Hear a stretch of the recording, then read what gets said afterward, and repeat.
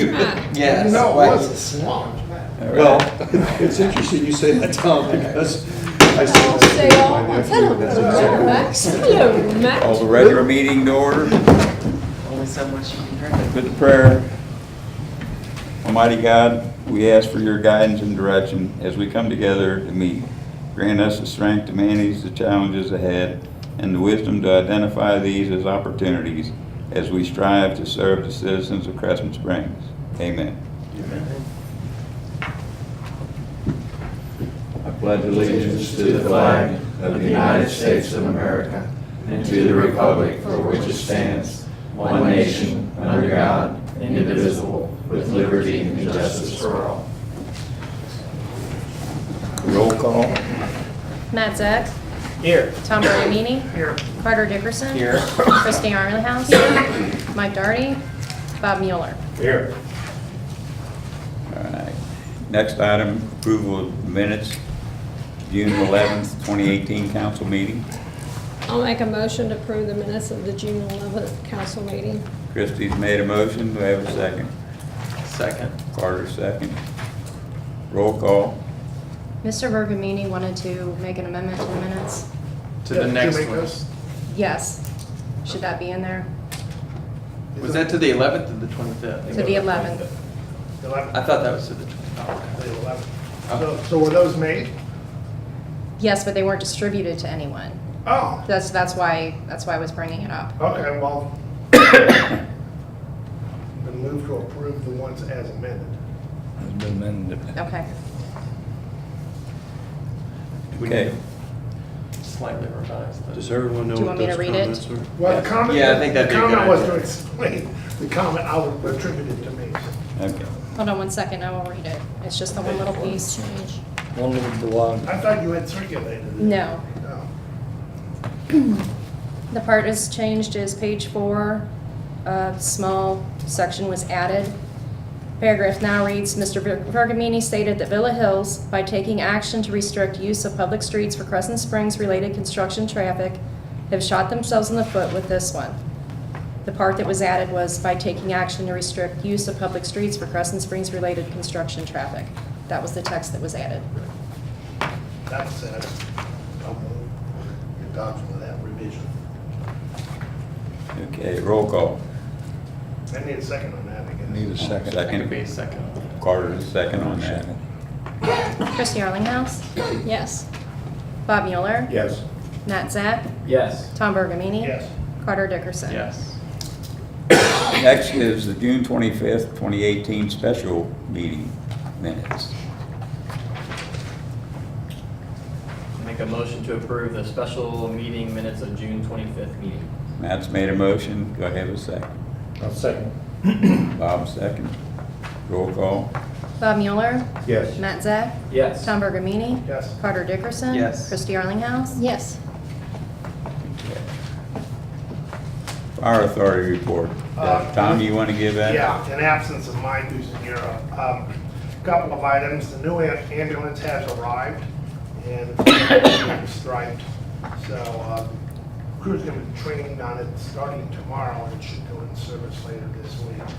The old ambulance was sold to Cumberland County for $23,375, which is kind of interesting. We sold it on govdeals.com. The fire department continues to be in its 15 minutes of fame. A couple of incidents, I don't know if you've all heard of this, but on July 3rd, which was a week ago Tuesday, or last Tuesday, at about 5:30, a young man decided he was going to hop a train. And got his foot stuck between the couples of two cars up here at the park.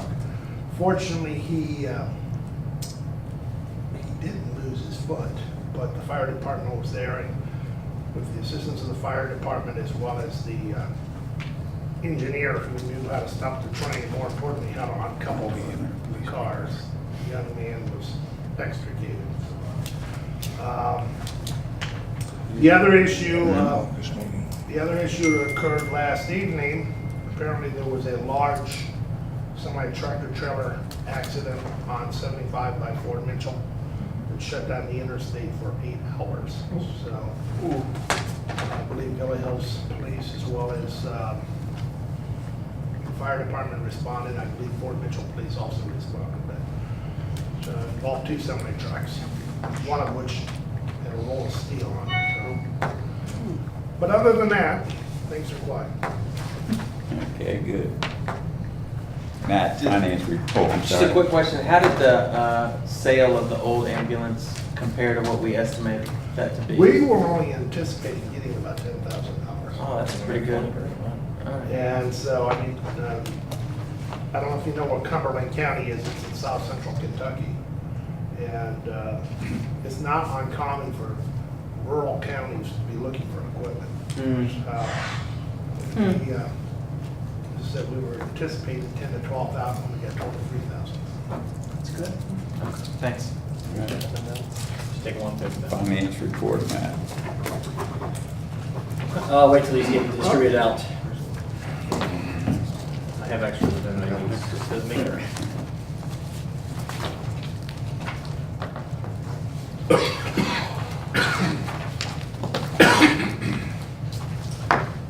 So what's being passed around is the finance report for the 11 months ending May 31st. So obviously we just finished up the month of June, so I realize this is a little bit behind, but I do want to talk through it. As you all recall, at a prior council meeting, I sort of punted the report to the caucus meeting. At the caucus meeting, we had a conversation about there was a discrepancy in one of the numbers that we wanted to talk through from a finance report perspective. The finance committee got together and talked about it.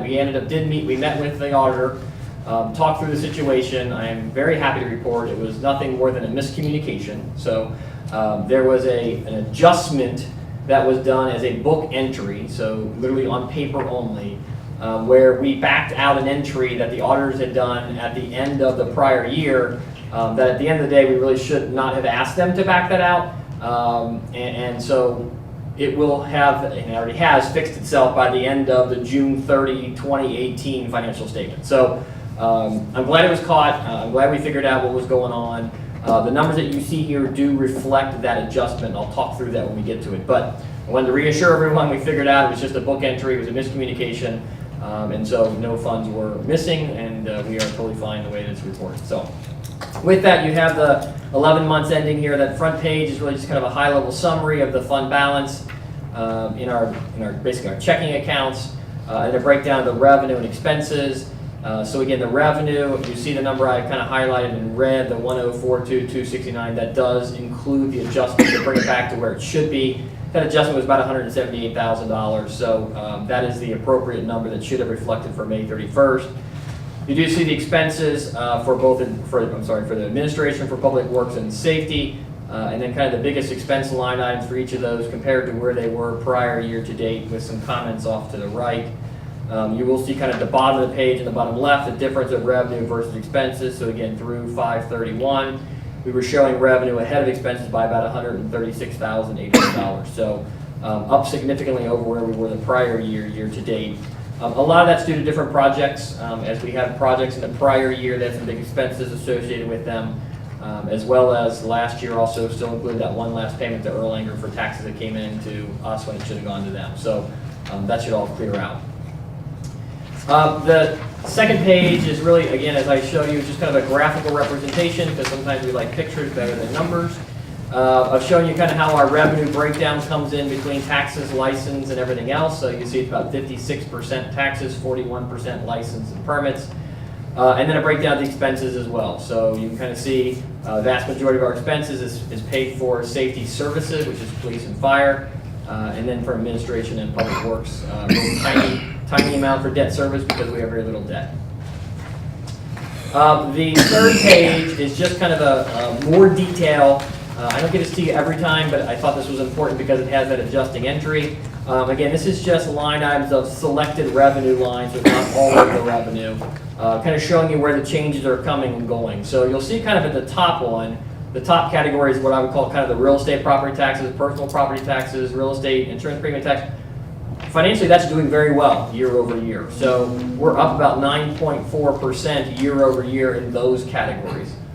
The categories below it, which are the payroll, gross receipts, utilities, franchise, cable, and liquor, were actually down about 2.3%. So again, just showing you where the mix came in. I do have that yellow highlighted area showing you that adjustment of the 178,565 when we back out that reversing entry. That gives us the appropriate gross receipts number of where that should be. And then the last page for you is just an interesting story because the graph does tell you something. As I've reported throughout much of the 17-18 year that we just ended 6/30, felt like we were behind a little bit in gross receipts, right? It felt, every time we reported, we felt like we were behind. April and Lori did a great job of kind of continuing to stay after the county to understand what was going on. And you'll see that on the far right-hand column, for the May payment, there's a very large $213,000 payment that was, frankly, two payments. So that we had a normal payment and then what they're calling a catch-up payment. So it is, I would say, evident to me that the county was behind in processing the payments and getting the payments over to us. So the good news is they did catch up. And so on that prior page, you can see gross receipts were only down about 1% year over year. So not a significant number, and it feels a lot better than the double-digit percentages we were down earlier in the fiscal year. So Is that number, their number less their fee? yes, that's correct. Yes, Their fee's 2%? their fee is 2%. Yes, that might be 1 point. It's around 2%. It rounds to 2%. Correct. It was interesting, somebody from the finance committee did recommend taking this graph and putting it more in a quarterly view as opposed to a monthly, and it's interesting when you do that. It does smooth out a lot more. You see a lot more patterns. It kind of goes in certain quarters, it goes up, and so there definitely is more of a rhythm to this. It just doesn't look like it on a monthly. It always looks like it's bites. Yes, and when you get into the quarters, when you put it in a quarterly view, and I'll share that with you next time, maybe when I do the year-end numbers so you can see it, there's much more of a rhythm to it that you can tell the quarters where everybody kind of makes their payments in for the gross receipts. So that's what I had. Any questions on that? Okay, great. Any way to do that similar type of graph with the insurance premium tax? Yeah, absolutely. Yeah, can I show the history of the IPT? Yeah. Okay, be happy to do that.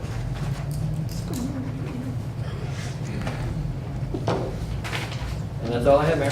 Okay, thanks, Matt. Public Works, Dewey. We're starting to work on some of the roadways in the city. We've got quite a few roads that they're going to be doing. They've just started this week on doing some of the roads, Blacktop, Eagle Lane. We're cleaning up and repairing some things over on this PD side. We've changed all the locks over there. Normal maintenance throughout the city. The AC unit has been repaired on the PD side. It's working well. Did you say repaired or replaced? Replaced. Okay, I was just saying, it was 17 years old, let's not repair it. Yeah, 17 years old, yeah. We've got a couple sections of concrete poured up at the firehouse. I got 2 more to go, we'll have them done. And we're still waiting on a permit for the plumbing for the bathrooms up there. Hopefully, he said sometime this week, and then we've got pretty much everything there to start taking off and put the building up, getting the block laid up and stuff. So as soon as we hear from that, then it's a go. And that's all I got. Okay, thanks, Dewey. City Administrator, Rip. I'll make a real quick report. I talked to Brad Coop from Anchor Properties this morning. He currently was reviewing the development agreement between the city and Anchor. His partner was just coming back from vacation. I think one was gone 1 week, one was gone another week. And they were going to get together on that. He didn't see a problem with it. We come to agreement on the block wall.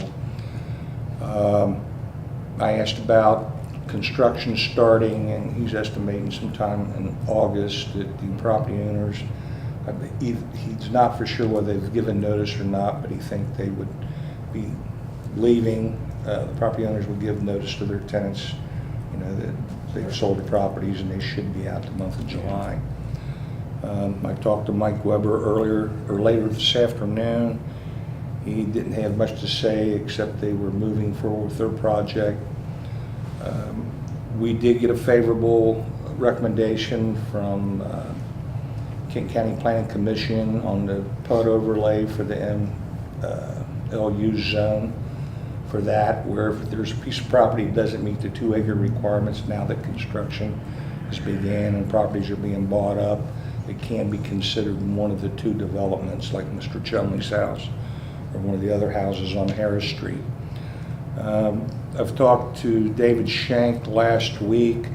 They're going to start the construction phase on the second part of Sherwin-Williams, which one of the tenants is going to be an AT&T store. Tom asked me if it was a company store, if it was going to be, what was it, Tom? Franchise. And I've not heard back from David Shank on that. He's, but they're moving along with that. The property that we have on Terry Lane, next to the State Farm Insurance Company, it was belonged by Mr. Huey. They have a contract on that. Mike has been reviewing the purchase contract that Attorney Dave Wallace has sent him.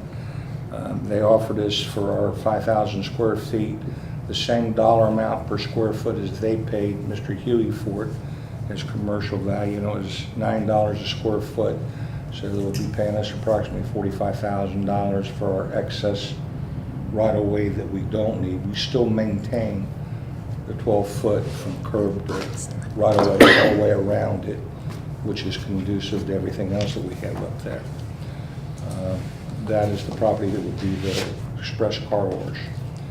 I also received inquiries from a developer that's he's a builder that wants to put his office on Ritchie Street, and he wants to build like a model home, but it will be offices inside.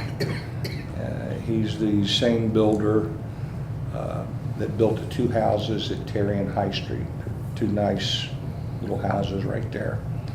And he's going to put his corporate office, he would like to put his corporate office there. I've talked to PDS.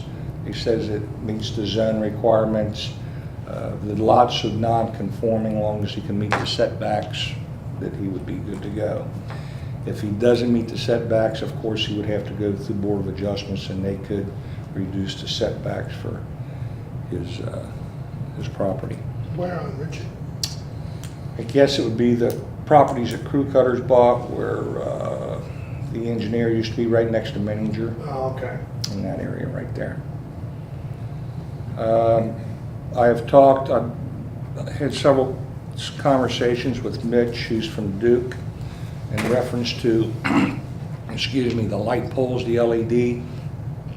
He said the new state requirements for LED lights, the old plan that we had from Duke, would not meet the lighting requirements. However, he's hoping, and he's pretty sure because of the new type of lighting that they have, that he can use less lights, less poles, and it would actually be a little cheaper than what we were quoted 2 years ago for it. He wasn't able to get it all together by this meeting, but he said he'd have something to me by the caucus meeting for us to look at. I also talked to them because they had quite a few inquiries about the electric pole down on Bromley Crescent Springs Road, and the curves so close to the roadway. I believe we've had a few accidents there, people hitting their mirrors, people almost swerving to try to avoid that pole, and they are looking at moving it. I gave them a pole number, talked to the lady that's in charge of that, and she was going to look into it and get back with me first part of this week. Is that a permanent pole? Yes. Until they do the, Because the other pole's leaning. yeah. They replaced it, but they put it in front of it instead of. No, Yeah. that's it. Yeah, but it's a permanent pole for, unless it was temporarily till they get time to do it, but they didn't do it fast enough. Other than that, that's all I have under my report. Thank you, Rip. Mayor's report, I don't have, well, I do. From July 3rd through the 9th, which ends tonight, McDonald's has remodeled and put in kiosks, and anybody that uses the kiosk to make a purchase, they'll donate $1 to the Charters of Freedom. So that ends tonight, so if anybody's still hungry after a council meeting, you can still get up there and support it. It's some grease on your hands. Yeah. Well, real quickly, I want to echo an email that Christy sent over the weekend, thanking Chief Allen for the noticeable police presence. And I agree, and I've heard it from other citizens that we noticeably have seen more police presence in the city. So I appreciate that. I certainly saw one on my way up here. It does. I mean, it really, it's been noticeable, so that's a good Yes, it thing. has. We'll And, slow the cars down on Buttermilk Pike. we hope so. Yeah, thank you, Brian. Do you have anything you wanted to bring up? Just the transition went very smooth. We had a few hiccups, like I said we would, but mostly with the email on my end. But everything else is working fine. It's went over really well. Great. Thanks. I have something I need to add, bring up before we get too far. At the last caucus meeting, I talked to you all the need that the Public Works Department, Dewey had come to me in reference to a dump truck, that we needed another dump truck for the new subdivision that's being built by Wessels, and the amount of growth that the city's receiving, we're pretty scattered with the ones that we have. We did get some prices. We did find out that Freightliner got the bid from the county. We can piggyback on the county's bid because we did sign they put it together a bid package that was backdated to March 16th when the old one expired. We also have the need for a Bobcat. The Bobcat that we've had, Dewey will get into it if you need. He can answer more questions about the specifics, what was wrong with the Bobcat and so forth. But it's all, we bought it used years ago. It's the Bobcat that we use to move salt and stuff and load the trucks with. And due to the material that they're moving, they rust pretty badly. The pistons get pits on them, on the cylinders and so forth. And we put a lot of money into it. We have one that's in better condition that we bought new probably 10 years ago, a little more, that we use digging and so forth and for that, but not in the salt bin. So what he wants to do is get rid of the old Bobcat, the one that's rusted and falling apart, and take the newer one and use it for loading salt and so forth. But he needs a new one to replace the one that he's putting into service for the salt storage. With that being said, the backhoe attachment that we have that we do digging with, we bought in 1998 and it's shot. It needs a whole new cylinder, package and everything. So the total price for a dump truck, the Bobcat, and the backhoe attachments, approximately $186,000. I reported that to you. The reason why I'm bringing it up now, I did reach out and try to get some rates if we wanted to finance it over a 5-year period like we did our other trucks from Heritage Bank and also from BB&T, who we have our current loan with. They're getting back with me on that. At one of the meetings, Tom says, well, why don't we just pay $186,000, just pay for it. We could do that or put a big chunk down. We can decide that between now, because if we do finance it, we'll finance it now after July 1st, and our first annual payment won't be due until July of 20, after July of 20. And but we need to order the truck now and get the equipment in here because there's a waiting list of people ordering trucks and so forth. So I've asked Mike to prepare a municipal order, but I wanted to bring that up to you and explain it to you again so you know what he's talking about when he reads this municipal order. If you have any questions about the Bobcat or bucket truck or the dump truck, you can ask Dewey. I'm sure Dewey can answer them. This dump truck would be probably used over the hill in Forest Hill and Lakeland and Triple Lake. The new dump truck, or the older dump truck, big one would be used on the new subdivisions, back in crossings and so forth.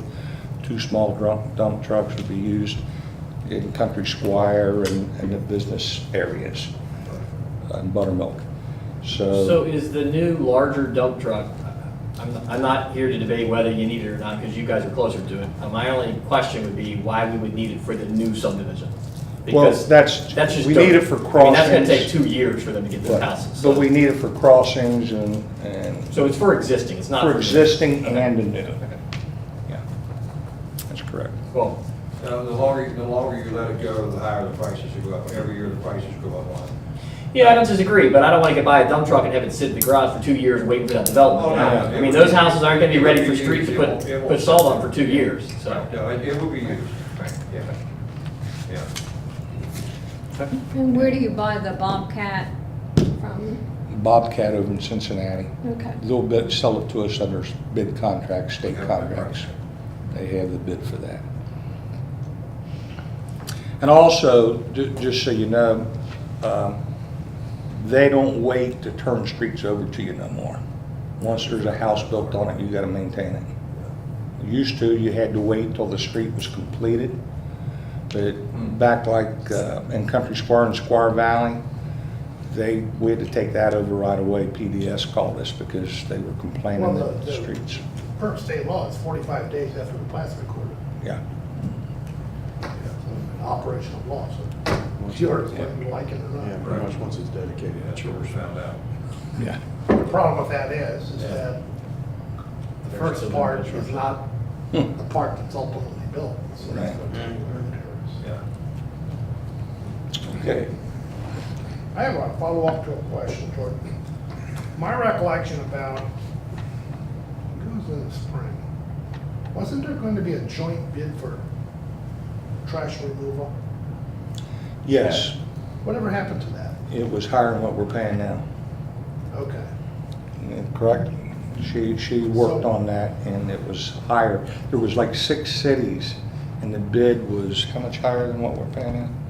It was, I think it was higher than what the end of our contract would have been. Because our contract goes up every year. We were in this was the first year. And after the 3rd year, it was even higher than what we would be 3 years out. So how far are we into the contract? Our contract, I believe, is for 3 years and we finish a year. The first year. So we got 2 more years. Yeah. Okay. Were there more than one bidder on that proposal? No. Just Rocky? No.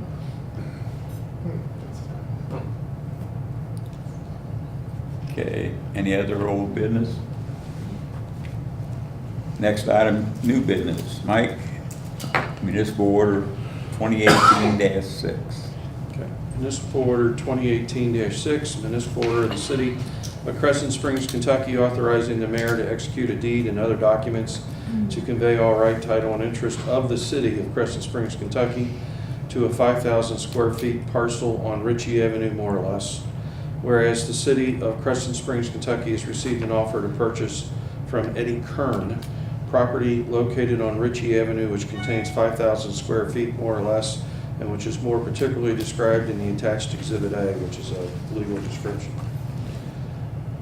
And the city being desirous of selling the real estate is described in the attached Exhibit A, and the fair market value having been determined to be $45,000, with said purchase being subject to the condition that the purchaser, Eddie Kern, also acquire the adjoining parcel of property. And the mayor and the city council having determined that the sale of the property described herein is in the best interest of the residents of the city.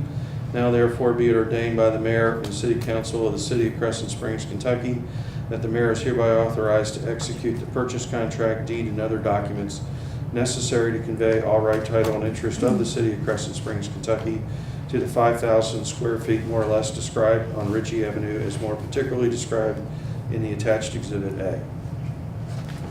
Don't we have to formally abandon it? If we own it, can we just sell it? Yeah, but it's part of the right of way. It's excess right away. So what we, I'm just saying, would we have to abandon it in addition to selling it? So we'd have to declare it to be abandoned? It's possible. I'll take that up with Mr. Wallace. see what he wants. Well, I mean, otherwise, then you get this cloud on the title of the city of abandoned property. Correct, I understand your question. Yeah, so I think if anything, we ought to add a clause into that we would abandon it. I don't have any problem. Say the word abandon and sell. Abandon the right of way and sell it pursuant to the terms. of the- You want to make a motion to that effect? Yeah, I'll do that, And add that to yeah. it?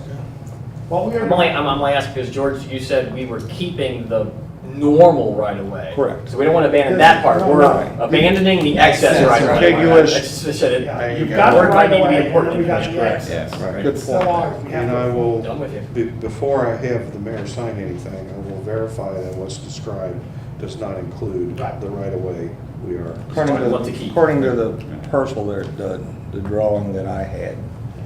I didn't bring the parcel, I just brought the legal descriptions. To that extent, I would move to amend the resolution to include the terms that we are abandoning the excess right of way in addition to accepting the offer to sell it.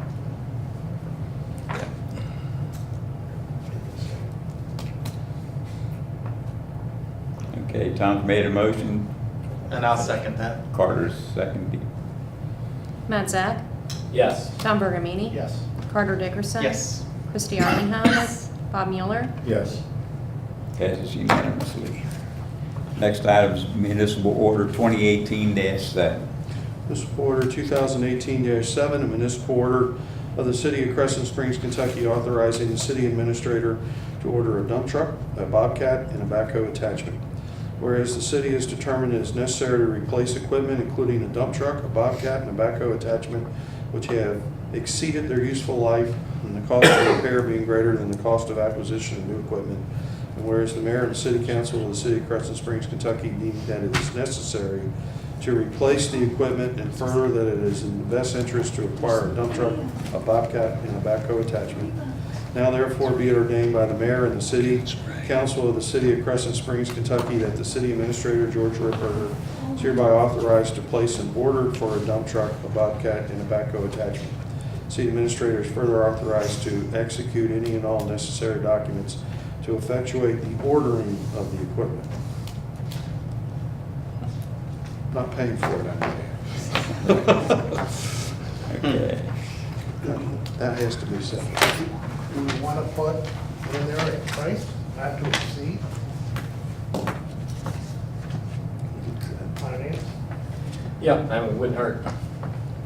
Well, the bid I received was You a mentioned hundred. 186, but I don't know Right. if that's. If you want to say 190,000? 190. That will. Yeah. I would- Okay. I would move to, Tom I made would a move to motion. amend that to a price not to exceed 190,000. Is that your motion? Yeah, on terms satisfactory with the city. All right. Yeah, that's my motion. I'll second the motion. Matt, second. Bob Mueller. Yes. Christie Arlinghouse. Yes. Carter Dickerson. Yes. Tom Bergamini. Yes. Matt Zak. Yes. Passes unanimously. I'm curious, George, you mentioned that we ordered. George. Yeah, George. Got the guy with the yellow hat. If we ordered the truck now, why would we not be paying the first payment until after? Because we usually do it, make one annual payment. And what we do, because we're making the third of 3 annual payments for the 2 pickup trucks that we have bought. So what we do is we'll borrow the money with 1 annual payment due to the fact that we're borrowing after July 1st of 2018.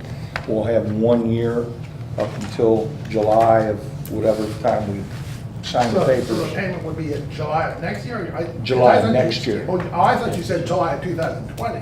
No, 2019. Oh, okay. I'm sorry if I probably did say Yeah, 20. that's But it's 2019, I'm Okay. thinking it way ahead. 3-year loan with annual payments. right. Yeah. Oh, okay. So, that's that. But also, while you're on this note, I wanted to compliment April and Lori. We were able to renegotiate our property and casualty insurance, and we saved $10,000 this year on that. And they job. did a good job. Who's the carrier? Same. KLC, same What about workers' comp? thing. We saved it all about 10 grand.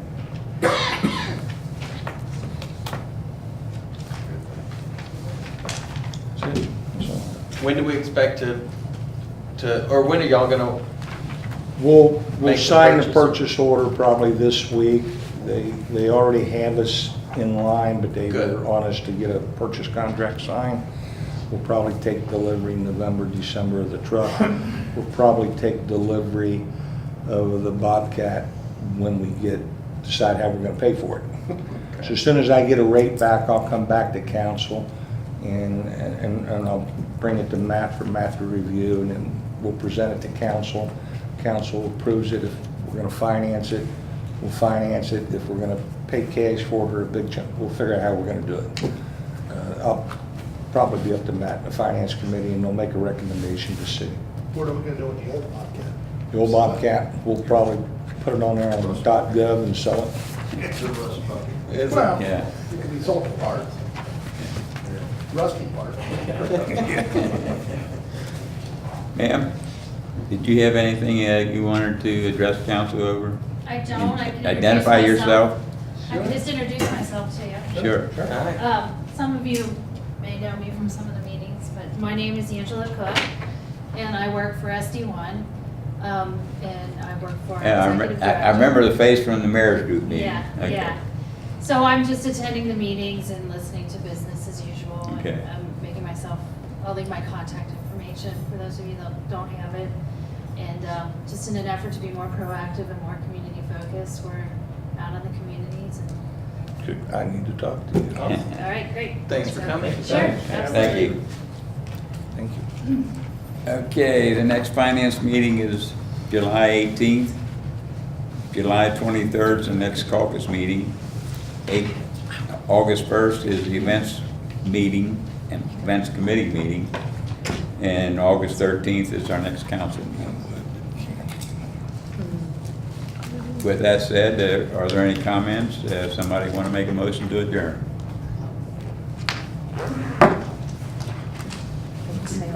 Christie is waiting for her to make a motion to adjourn. She's ready to go. I make a motion to adjourn the meeting. Matt's made a Just motion. being contrary. I'll second. Order a second. All in favor? Aye. Meeting's adjourned. All right.